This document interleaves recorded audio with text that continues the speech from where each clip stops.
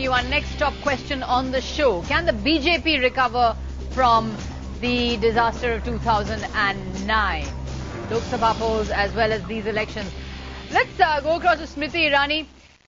Smriti Irani, we had the BJP member today say that electronic voting machines are wrong. He actually went so far as to accuse the Election Commission of rigging the elections and saying that this is what is causing Congress victories. Now, does this in some way show perhaps the bankruptcy of the BJP in trying to deal with the situation it finds itself in, which is that it simply cannot discover an identity that is going to win it elections? Sarika, I was listening to all the obituaries that were being written in the last two segments. There were a few ironies that I would like to point out. Mr. Tewari very large-heartedly proclaimed Congress as the only national party and the others as only insignificant other political parties in the Indian political system. Ironically, he fights in Maharashtra with an ally called the NCP. He does not get a clear mandate in Haryana. Another irony that I think this evening brings to me is that a man who was on this side of the fence sits in your newsroom today and talks about the Parivar. What is ironical still is that while you discussed Raj Thackeray and the rise of the MNS in the last segment, most of your panelists, I think almost everybody, accepted that Maharashtra is going through a crisis in terms of unemployment, in terms of farmer suicides, in terms of the power shortage in Maharashtra. Yes, I will not shy away that we were not able to capitalize on all these issues and all these problems that ail Maharashtra. But let me say this, Mr. Dasgupta pointed out on the arrogance of the BJP in Haryana. Well, it was a collective decision taken. I don't think that this evening is right to blame somebody in individual capacity, because the decision was taken at the state level and then went on to the centre. Do you want to respond to that? Reaffirmed by the centre. As a factual point, it was never ma'am, may I finish? If the BJP had performed better today in Haryana, possibly people would have been kinder. Yes, we did not secure the kind of vote share or the kind of seats that we hoped for in Maharashtra. Right. People across the channels representing the BJP or supporting the BJP have spoken of introspection, which will most definitely will happen.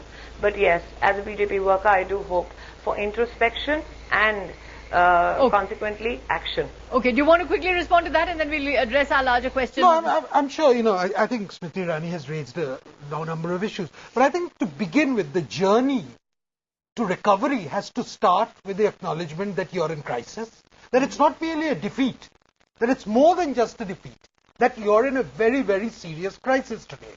And that the politics which took you so far in the 1990s has passed its sell-by date, that just as the Congress reinvents itself, just as various parties periodically reinvent itself, the BJP has to begin that acknowledgement, not constantly fall back on certain ideological certitudes, non-negotiables, as they call it. That everything in politics is negotiable. Right. Sudheendra Kulkarni, now I think Smriti Irani was referring to you with irony when she said that, you are of course a former strategist of the BJP and you've left the BJP and you're someone who really has perhaps wrestled with this dilemma within the BJP of wanting to be the bipolarity, wanting to be, as every democracy needs that bipolarity. Exactly. But at the same time, trying to create a modern bipolarity and finding that it doesn't fit with this BJP. See, for India's democracy, we need a bipolar system. We need two strong, vibrant national political parties. And therefore, the shrinking of the BJP... But what is your disenchantment with the BJP? If I can ask you to break your silence on this one. No, most certainly that the BJP has to endure itself and has to embrace all sections of society. Look at Maharashtra. Did they field a single Muslim candidate? But then, my problem with that is, and I've had this argument with Swapan as well, then how is it different from the Congress? No, why should it be different? What is its USP? No, then what see, is its the Bharatiya Janata Party, its raison d'etre? Bharatiya Janata Party has to represent Bharatiya Janata, which means every section that constitutes Indian society. Let's come to the cliche term. But the Congress is also Bharatiya Janata. Let's come to the cliche term. What differentiates one party from the other is the credibility of the leadership, the caliber of leadership, the quality of governance.